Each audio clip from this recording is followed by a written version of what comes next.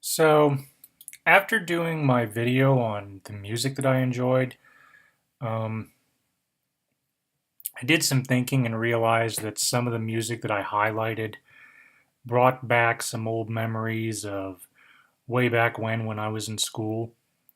And so I wanted to put together a video of the sort of things that I enjoyed in elementary and junior high school, starting with getting there.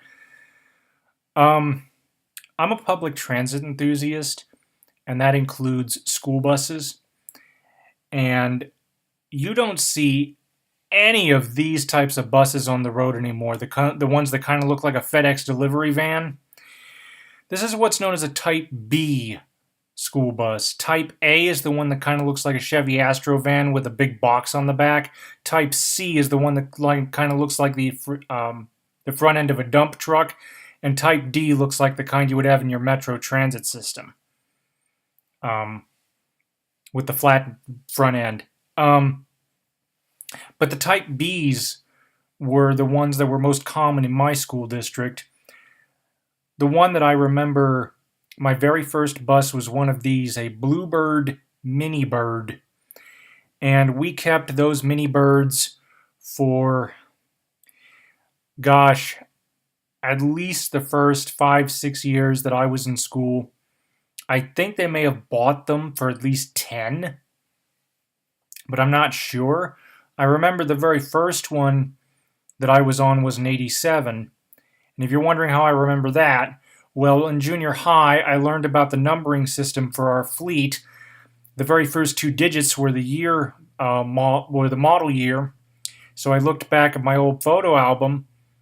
You know, everybody has like old binder photo albums from my generation, has binder photo albums of childhood pictures, and one of them was my first day of school. And the bus that I was on was indeed an 87. It didn't have the wheelchair lift. We also had mini birds that were about 30 passenger capacity without the lift. My very first one was 20 passengers. It cut off here past the first 4 windows. It was a tiny, tiny little thing. But I remember riding in mini birds off and on through my elementary and junior high career. And I remember in junior high, one of the very last mini birds that I rode on a regular basis was a 1990. And what had happened was my driver, the bus that we had in the morning, or the bus that we normally had, which ended up becoming our morning bus, the AC failed. So, yeah, when you live in a warmer climate, you kind of need that. So the AC was just boom, and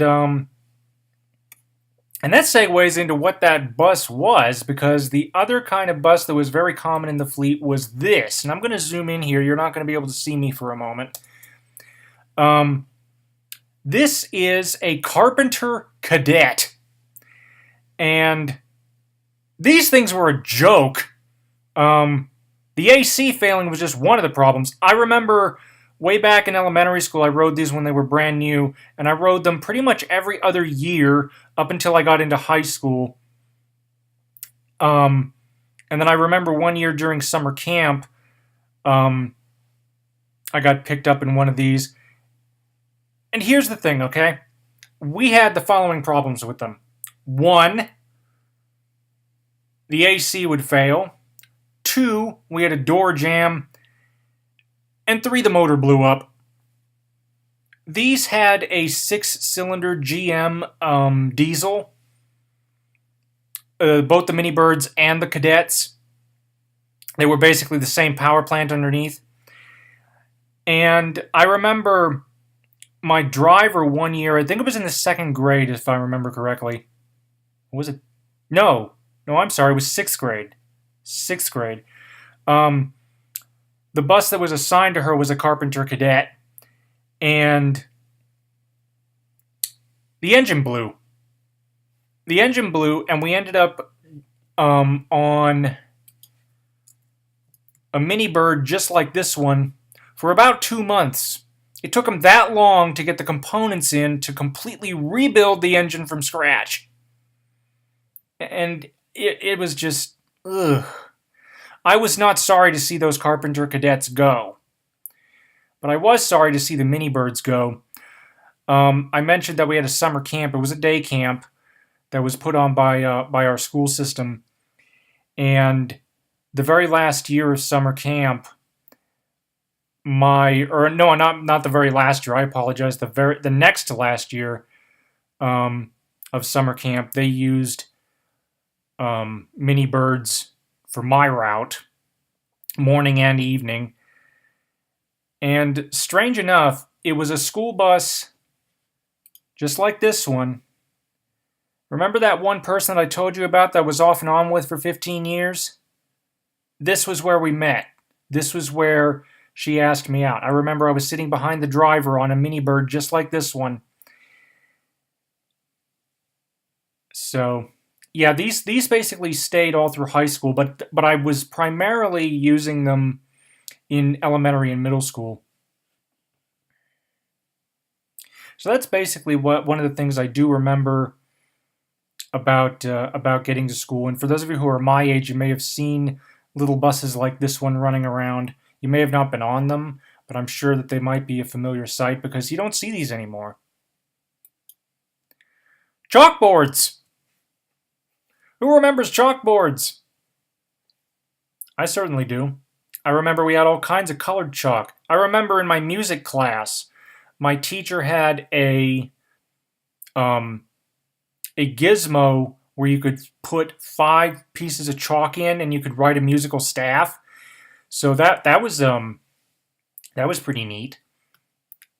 The one thing I didn't like about these chalkboards though was having to clean the erasers. I personally didn't have to do that, but I mean, obviously we can see why these chalkboards have gone the way of the dodo. They're just not healthy. They're just not healthy. They're not safe. Yuck. I put up a video a couple years ago about my years of using a Macintosh. And one of the computers that I highlighted was one that we had in our elementary and junior high schools, the Power Macintosh Performa 5500. This thing ran Mac OS 7 and 8, I think.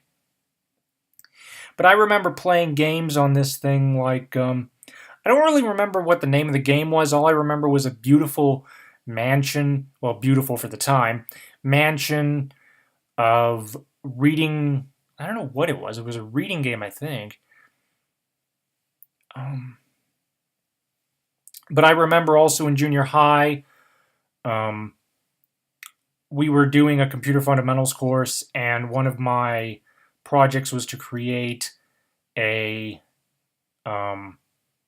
stop motion animation. So what I did was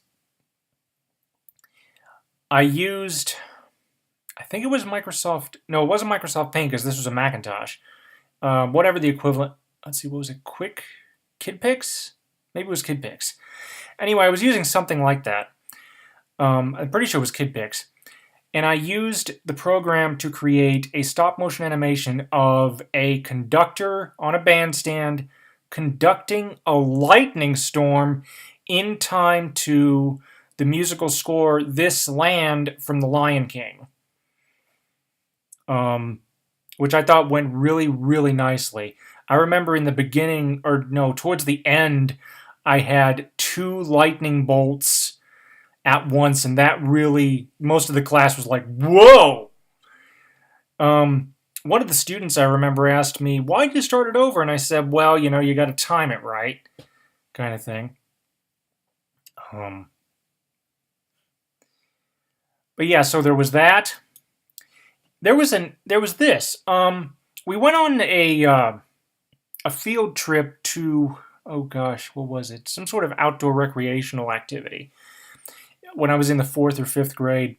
And we used these Apple eMate 300 computers on the trip. I remember pretty much everybody agreed that this was the favorite part of the trip.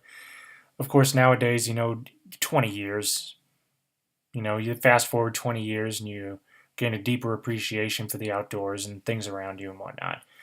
Um, but no, so we used these, and it's funny to think about it though, how these in the 1990s were so, you know, state of the art as far as portable, no frills, get the job done kind of computing was concerned.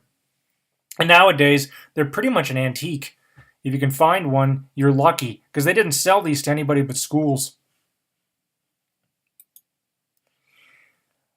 My vision teacher had a talking cube clock like this. Now, a couple of years ago, I put up a video on the one that my grandfather left me when he died. But I remember the teachers very well. Theirs was gold.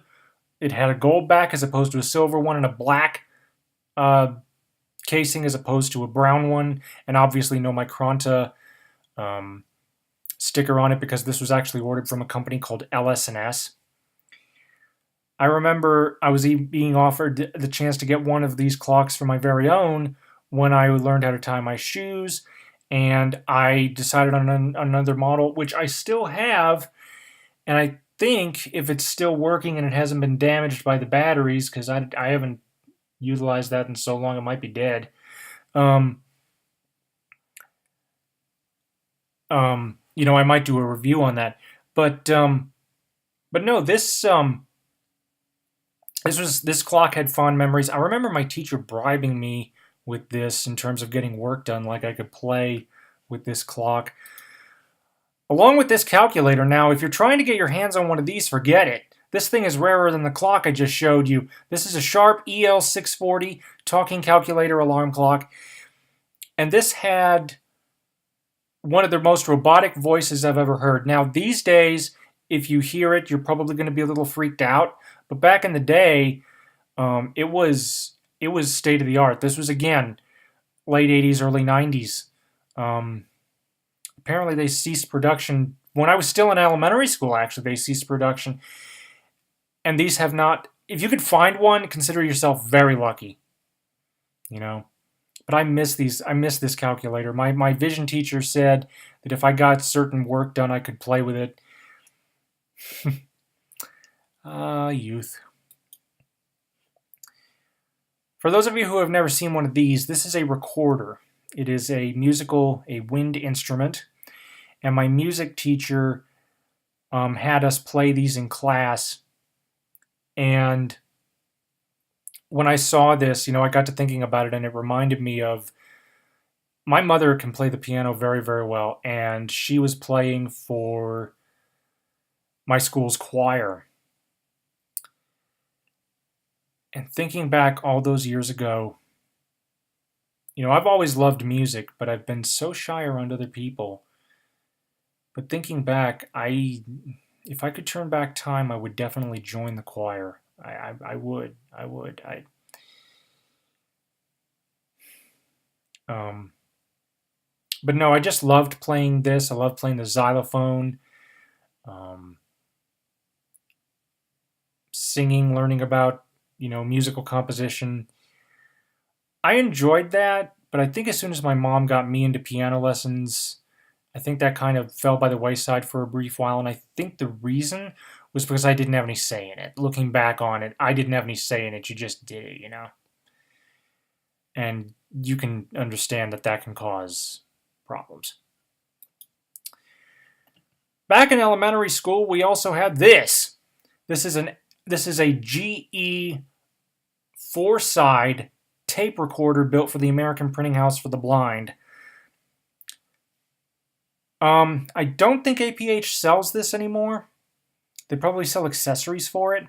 But this tape player was really cool. I'm going to zoom in here. You're not going to see me for a moment. I'm going to zoom in here and show you a little more about this. So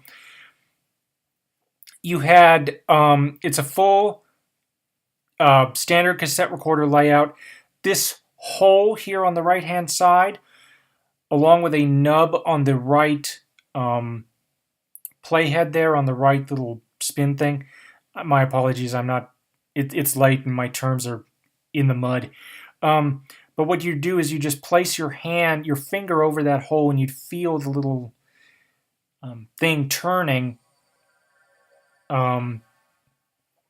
And That's how you would know when tape was running. Now over here, you had two controls. You had your speed control and your side control. Now why was that? Books produced by the American Printing House for the Blind for various organizations, as well as the Library of Congress's National Library Service Talking Book Program, which nowadays is known as NLS BARD, National Library Service Braille and Audio Reading Download, which honestly kicks the crap out of the old cassettes. I'm going to tell you that right now. Because the books on tape, in order to be legally distributable and not violate copyright law, had to be produced at a speed of 15/16 inches per second and on 4 sides. That way you could use the same tape twice and save the amount of tapes, because recording books, I think I had one book, I don't remember what it was, I think it was a leisure book of some kind, that was 4 tapes in size, and what that meant was not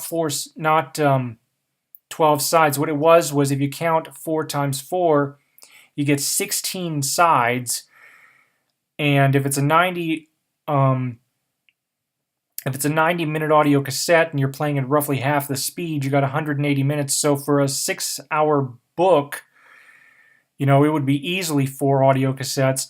I remember having one of my books in high school on tape, and it was so large that it took up 12, and remember, 4 sides, half the speed of a normal tape. So you get much more space to work with, and still the book was 12 tapes. It's just incredible how things have changed. So you get your speed control, your side control. This, let me zoom in further here. Going to look at this control here real quick, because I don't remember this much at all. Oh, so this was a tone indexing, or no, wait. No, I think there's a microphone. Microphone on and off? Yeah. Microphone on and off. In case you wanted to use a line input. You got your tone and volume. You've got pitch control. You've got stereo and mono. And you've got something called DPC, and I genuinely have no idea what that is. You can see up here in the top of the plate, American Printing House for the Blind. Over here on the left was an indexing marker. The indexing marker, if you're familiar with the Daisy books of today, the downloadable or CD available or books available on disc, you probably know that you can actually skip around in the book, much like a sighted person flipping pages in a book, right? Well, the index tones back in the day were the same thing. You could just fast forward and rewind, and you would hear little chipmunk noises. And what that allowed you to do was, if you listened for the tone, which in the recording was very, very low frequency, but if you play the fast, quick, reverse, quick forward deal, fast review, cue and review, you would listen for the tone, and you could mark up the tapes however you want. For instance, if you were doing a transcription of a test, for example. Now, I've never had this done personally, but if I were these days, if these tapes were still dominant and I was recording a test, for example, I would do, and the test had 4 sections, for instance, I would do 1 short tone for one section, 2 short tones for 2 sections, 3 short tones for 3 sections, that sort of thing. So it's very easy to mark it up any way you might need. Playing music on these things was very interesting. But I remember these quite fondly. You can't get them anymore.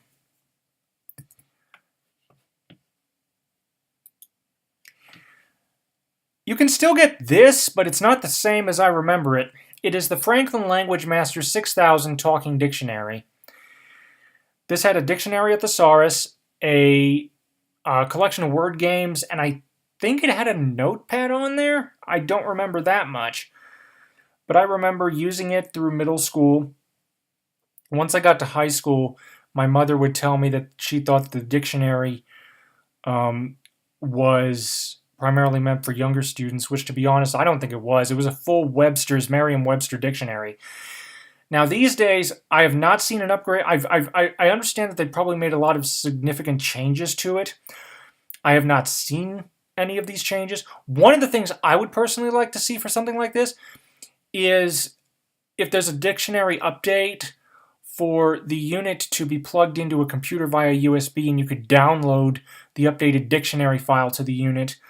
I think there was more than enough space on the main board to place, a USB in there. But this thing ran on 4 AA batteries that seemed to last forever. And I remember, like I said, using this. I remember the teachers would tell me get the dictionary, and I would just be so excited to look up a word with this device.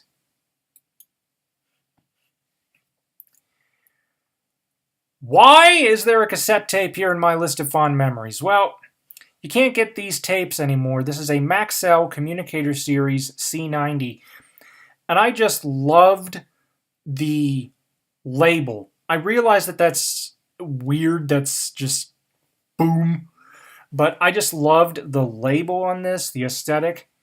My school bought these like they were droplets of water. They were, and water was scarce, right? They scooped them up. I remember this tape was the very first time I heard the Macarena on it. Every time I see one of these tapes, it reminds me of those days long, long ago. Like I said, you can't get these anymore, but it was just fond memories. I remember using a C30 to record a Braille tutorial, which is funny because I think I must have recorded it in 15/16 without realizing it, because when I try to play it back in a normal tape player, I sound like a chipmunk. In junior high school, I was exposed to a lot of interesting literature. Jane Eyre. I'm pretty sure we read The Diary of Anne Frank. In fact, I'm positive we did. Roll of Thunder, Hear My Cry. And this, The Phantom Tollbooth. The Phantom Tollbooth was just a fun fantasy story. I remember this kid, he gets into this alternative world, and he was greeted by these creatures that were all named after mathematical symbols. And when the guy told him his name, I think his name was Milo, and the other character, he's like, well, that's odd. He found the concept of human names to be quite strange, which I don't blame him. To him, the human was the visitor. But this was just a fun fantasy story. I've got to read this again at some point, or maybe see the movie, just to bring back old memories. Just fond memories of these old books. Also in junior high, for those of you who have not seen it, go back to my video from almost 10 years ago now called Braille and Speak, and you will see a video of a device that could be summarized as an old 486 for the blind. They had updated the device and given it a lot of new features since the time I had mine. In the interim, I remember asking for a Type and Speak, which the Type and Speak is a Braille and Speak in a typewriter keyboard shell, and with the expanded space, because this was before flash memory, okay? The Type and Speak was actually the first note taker to use flash memory. This was back in 1993, 94, or 92. Around there, early to mid 90s.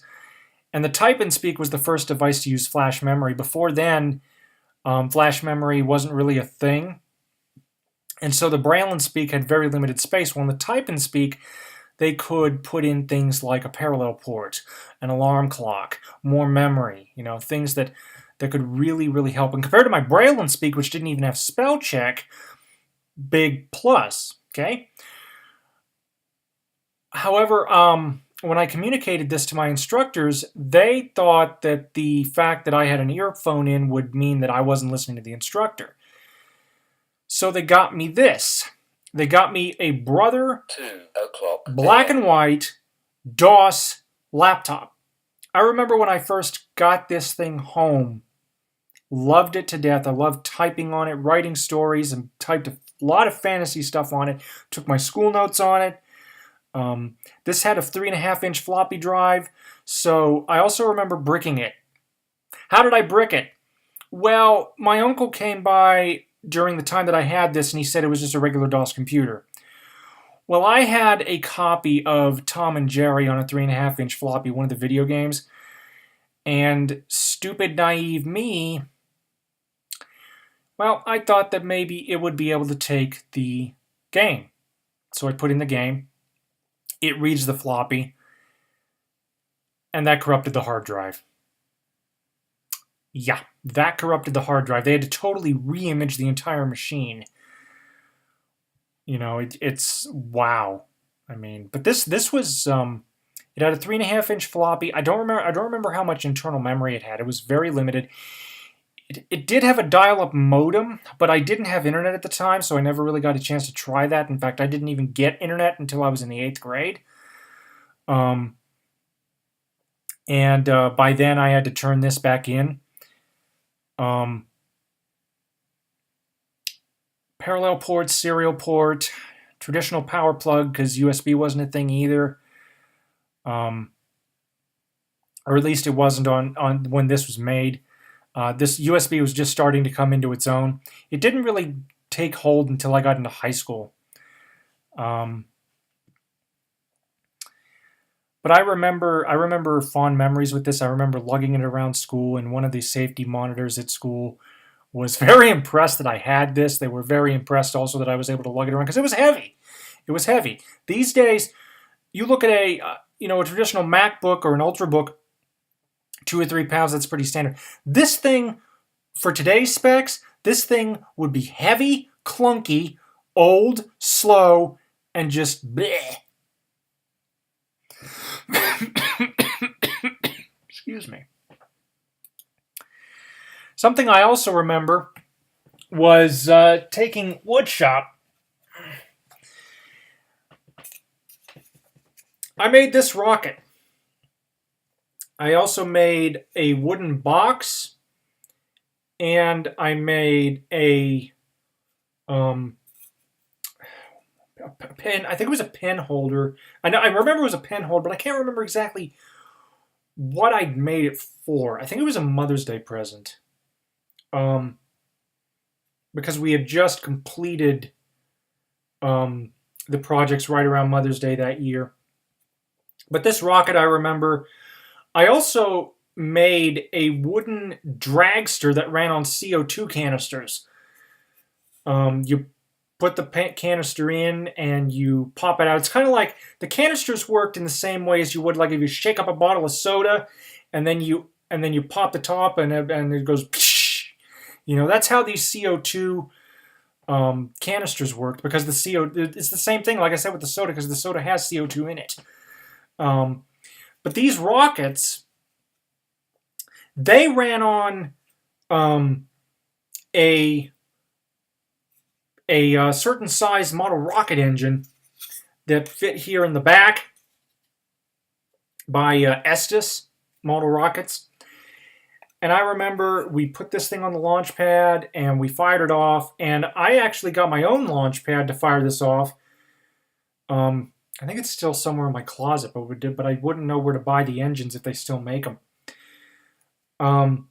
This thing lifted off with such a blast that it ended up creating quite a...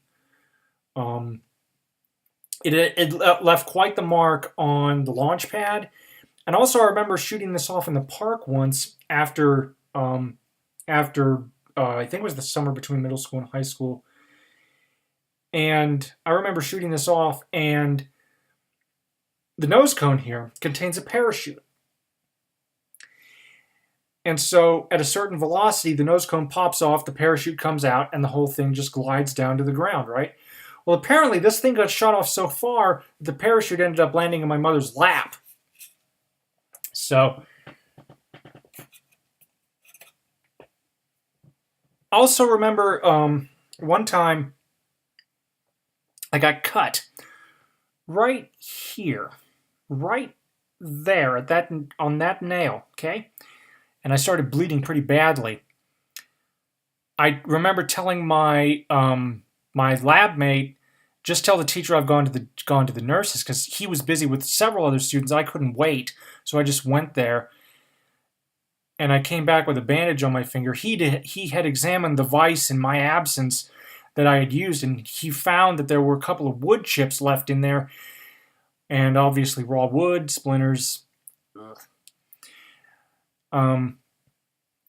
But no, I remember having a lot of fun doing those projects. I took a real interest in that, and there are so many things thinking about those days back in school: wood shop, music, the newspaper club. There are just so many things that I now regret not doing, like going to dances. The only dance I ever went to was prom.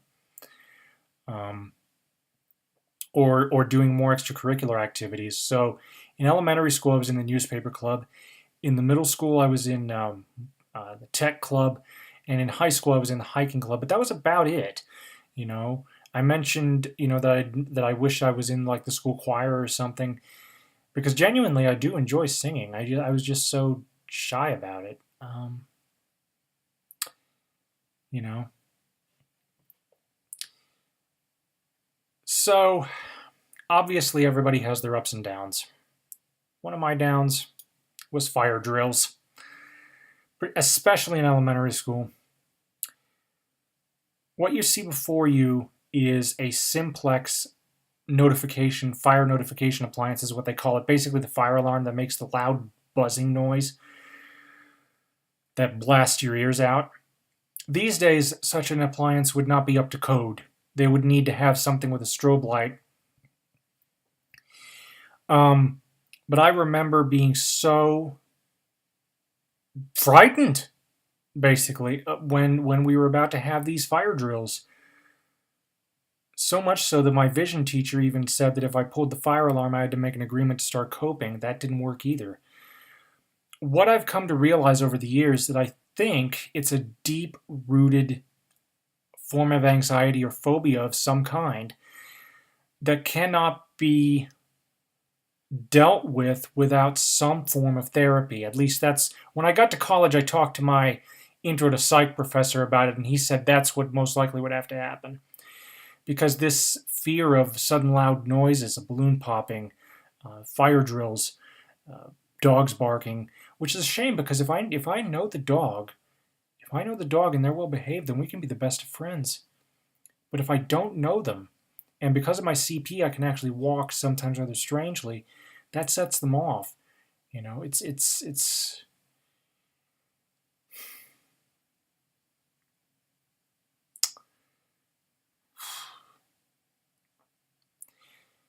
yeah. But no, so I couldn't stand these fire drills. I was so glad to be rid of them for the summer breaks, or whenever, like I would even, this is going to sound silly today, but back then I would even note when the drills happened. They almost always happened in the morning, so I always told myself that if it was after lunch, then I was home free. And except for that one time when we did have a drill in the afternoon. And then after we had our fire drill for the month, I always felt a sense of relief, right? And it's crazy. It was just a loud noise. And I look back on that and I'm thinking, it made such an impact on me that even when we had, now the school district was required by law to do school bus evacuation drills twice yearly. And I remember back when I was in the second grade, I heard the words fire drill. This was on the school bus now, and I just clammed up, covered my ears, and just surrendered myself to nothing, you know, in the sense that I just stopped paying attention to anything. I just wanted that loud noise to come and be over with.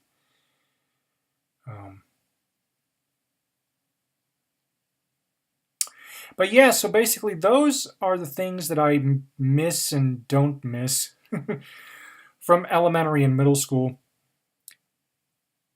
Honestly, if anybody out there buys one of these used, like one of these Bluebird mini birds, keep it and take good care of it. This is honestly a piece of transportation history that'll never come again. And one of my honestly fondest school memories. But there are just so many things that I remember back about my school years, and I miss them. I genuinely do miss them. There are some things that I'd like to go back in time and talk to myself about some of the behaviors that I exhibited. I mean, from what I understand, I think I was quite rude to some people, and if I bump into them sometime later on in life and they remember me, I swear I am going to apologize. I don't care if it's 30 years since the incident happened. I'm going to apologize to them. But overall, my elementary and middle school years were quite interesting. I remember too being in a play in second grade. I don't remember the name of the book it was based on. All I remember was I got to play a goat. What are your fondest school memories? Thank you for watching. Comments are welcome, and have a nice day.